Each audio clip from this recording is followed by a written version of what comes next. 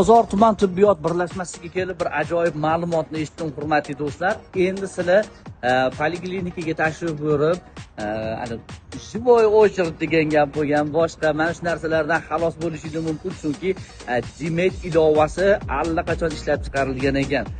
Hozir Yunusobodda, keyin bu yoqda Olmazorda o'sha namuna uchun ish boshlanibdi.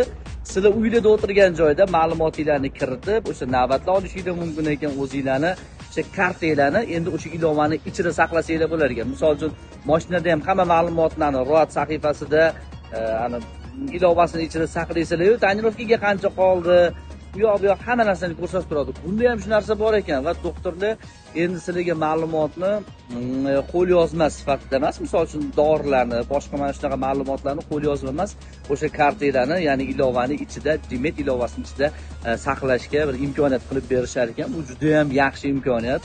Zamon rivojlandi, 21-asrga xush kelibsizlar.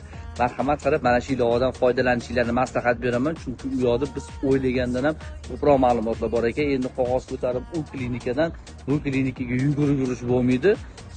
Bu juda ham hammaga qulaylik tug'diradigan bir ajoyib ish bo'ldi. Marhamat qilib sizlarga maslahat beraman. O'sha Dimet ilovasini yuklab olinglar va albatta o'zingizlarning ma'lumotlarni kiritib qo'ysanglar, xuddi o'sha pasport ma'lumotlarini kiritgandek hamma narsani so'rovlariga javob berib chiqsanglar, o'zi ma'lumotlarga kiritiladi va sizlar ham bemalol kelishinglar mumkin bo'ladi. Uyda o'tirgan joyda o'sha navbatni nima deydi olib qo'yasizlar onlayn ravishda va klinikaga kelgandan keyin bu yoqda o'sha bundan so'rab iltimos bizni qo'yib yuboring deb ham o'tirmaysizlar.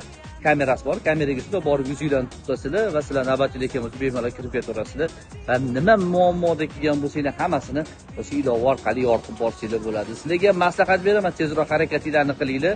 Ushbu ilovani App Store yoki Play Marketdan yuklab olsanglar bo'ladi va hamma ma'lumotni o'sha yerga kiritib qo'ysanglar bo'ladi. Bu yaxshi imkoniyat. Sizlarni boxabar qilib qo'yay dedim. Bexabar qolib ketmaydi. Omon bo'linglar, o'zinglarni ehtiyot qilinglar. Dimet ilovasini yuklab olinglar.